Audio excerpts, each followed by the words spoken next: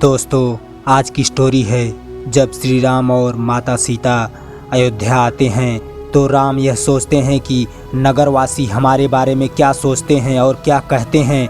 यह जानने के लिए जब राम भेष बदल कर नगर में गए यह देखने के लिए। तो भैया लोगों, अगर वीडियो आपको अच्छा लगे, ठीक ठाक लगे तो भैया प्लीज़ चैनल सब्सक्राइब करना, वीडियो को लाइक शेयर भी कर देना। तो वीडियो में आगे बढ़ते हैं। जब भगवान राम और उनका एक सैनिक भेष बदल कर एक नगर में जाते हैं, नगर वालों के पास वह सैनिक बैठता है और भगवान राम बगल में खड़े रहते हैं। तो वह नगरवासी क्या कहते हैं भगवान राम और सीता के बारे में। एक नगरवासी कहता है, अरे भैया, तुम नगर वालों की नाड़ियों में तो पुरुषत्व का तो लहू ही नहीं रहा है। सभ्यता का नाम लेकर तुम क्या नपुंसकों जैसी बातें कर रहे हो। अरे भाई, एक स्त्री पर पुरुष के साथ सारी रात रही है, क्या अधिकार है अपने पति के घर में आने का। फिर दूसरा नगरवासी कहता है, परंतु किसी व्यवस्था के कारण वहाँ रहना पड़ा हो तो। काहे की व्यवस्था भैया, कल के तुम यह भी कहोगे व्यवस्था बस हमने किसी का वध कर दिया है। फिर राम का साथी कहता है, अरे भैया, परंतु उसका दोष तो प्रमाणित तो नहीं हुआ है। जब तक दोष का प्रमाण ना हो तब तक दंड देना न्याय नहीं है। फिर दूसरा नगरवासी कहता है, अरे तुम नगर वालों की यही दुर्बलता है, हर बात में न्याय और अन्याय की दुहाई दोगे, हर दोष का प्रमाण मांगोगे। अरे भैया, भगवान ने प्राणी को बुद्धि काहे को दी है, उसका प्रयोग करने के लिए ही ना। तो भैया, साधारण बुद्धि ये है, जिसके साथ रात बिताकर आई हो जाओ उसी के साथ।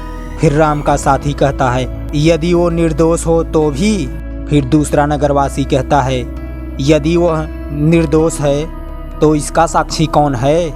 फिर एक और नगरवासी कहता है, लेकिन वह दोषी नहीं है, इसका साक्षी कौन देगा। अरे भैया, उसके लिए तो साक्षी की आवश्यकता ही नहीं है, ये तो अंधे को भी दिखाई देता है। फिर राम का साथी कहता है, अरे भैया, कई बार जो दिखता है वह सत्य नहीं होता है। अरे काका, इस बात का निर्णय इतनी आसानी से तो नहीं होना चाहिए, इस पर किसी का सारा जीवन निर्भर है।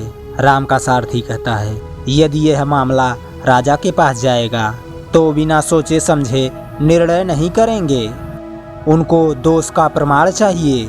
फिर नगरवासी कहता है, अरे छोटे भैया, वो तो उसका उस दिन भाग्य अच्छा था, उस दिन उसकी पत्नी की भेंट राजा से नहीं हुई, वरना राजा ने उस मामले में न्याय की बात तो सोचनी ही नहीं थी भैया। उसने बिना पूछे अपने सैनिक अपनी पत्नी के साथ भेज देने थे। रखो इसे अपने पास, नहीं तो सूली पे चढ़ा देंगे। और राम खड़े खड़े सब कुछ देखते रहते हैं। फिर दूसरा नगरवासी कहता है, अरे भैया, एक बात तो तुम मुझे बताओ, जब राजा के सैनिक उसे उसके पति के घर तक तो पहुंचा सकते थे, लेकिन क्या वो पति और पत्नी के संबंध भी स्थापित करवा सकते थे। फिर राम का सारथी कहता है, अरे भैया, आप ऐसा क्यों सोचते हैं, क्या राजा इतना क्रूर और अन्यायी है। दूसरा नगरवासी कहता है, नहीं, क्रूर भी नहीं और अन्यायी भी नहीं, वास्तव में हमारा राजा बहुत वीर और बहुत महान है। पिता के वचन को पालन करने के लिए वह 14 वर्ष वनों में भटकता रहा। केवल बानरों और भालुओं की सहायता से उसने रावण जैसे महापराक्रमी और उसकी सेना को यमलोक पहुंचा दिया। ऐसा वीर और महान महापुरुष दूसरा नहीं हो सकता। फिर राम का सारथी कहता है, फिर आप उसको ऐसा क्यों कहते हो कि घर में सैनिक भेज देता। नगरवासी कहता है, अरे भैया, यह उसकी निजी निर्बलता है। राम का सारथी कहता है, कैसी निर्बलता। नगरवासी कहता है, उस निजी निर्बलता का नाम है सीता। सीता? अरे हाँ भैया, वही सीता। नगरवासी कहता है, अरे वह रावण जैसे महापापी के घर में 10 महीने रहकर आई है, 10 महीने। और हमारे राजा को उस स्त्री से इतना मोह है, ना उसे घर पर रखा बल्कि अपने साथ सिंहासन पर भी बैठा लिया। अरे भैया, क्या आवश्यकता थी उसकी। संसार में एक से बढ़कर एक सुंदर राजकुमारियां हैं, किसी से भी विवाह कर लेता। परंतु भैया, जब कोई पुरुष किसी स्त्री के मोहजाल में फंसता है ना, उसकी यही दशा होती है भैया, वह अपनी आंखों से देखकर भी विष पी लेता है। दूसरा नगरवासी कहता है, अरे भाई, अरे भैया, जब तक यह बात राजा के निजी जीवन तक रहती है तो भी चल जाता, परंतु जिस दिन से सीता रानी बनी है ऐसी स्त्रियों को और प्रोत्साहन मिल गया है भैया। अब तो किसी स्त्री को सदाचार की तो आवश्यकता ही नहीं रह जाएगी भैया। हाँ भैया, यथा राजा तथा प्रजा। अब आगे आगे देखते हैं हमारे समाज में क्या होता है। और फिर राम का सैनिक कहता है, महाराज, इसीलिए मैं कह रहा था उन लोगों की बातें मत सुनिए, वो ये नहीं जानते कि वो क्या कह रहे हैं। राम कहते हैं, हमारे बारे में ऐसी बातें क्या केवल इसी गांव में होती है या राज्य के दूसरे नगरों में भी?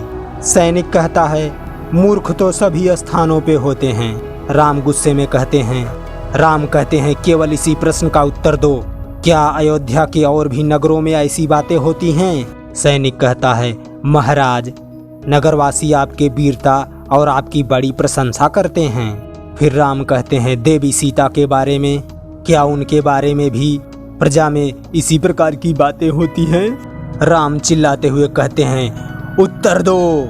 सैनिक कहता है, जी हाँ महाराज।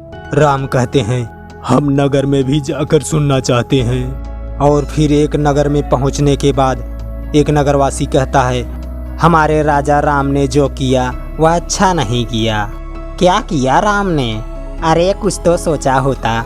दूसरा नगरवासी कहता है, सबसे बड़ा भय ये है, अब धीरे धीरे समाज में दुराचार की प्रथा फैल जाएगी और राजा के गृहस्थ जीवन का प्रभाव सारे समाज पर तो पड़ेगा ही। अरे भैया, आज तो एक गांव में हुआ है, कल नगर में भी यही दुराचार फैल जाएगा और सब लोग रानी का उदाहरण देंगे। अरे भैया, रामराज में तो यही एक कलंक रह जाएगा। इतना महान व्यक्ति स्त्री के मुंह में कैसे विवश हो जाता है?